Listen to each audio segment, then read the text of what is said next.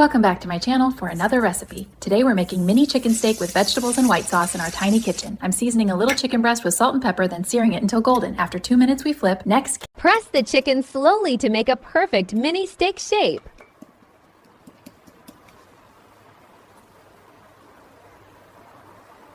And add sauces, salt, pepper, and spices.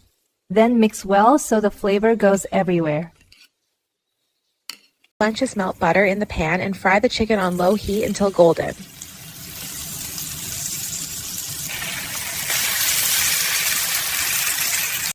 Melt butter, add flour, then milk, and cook slowly to make creamy white sauce.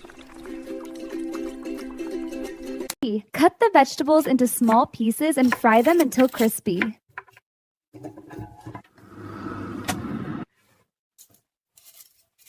Yeah, our mini chicken steak is ready. Thanks for watching. Like and subscribe my channel for more recipes.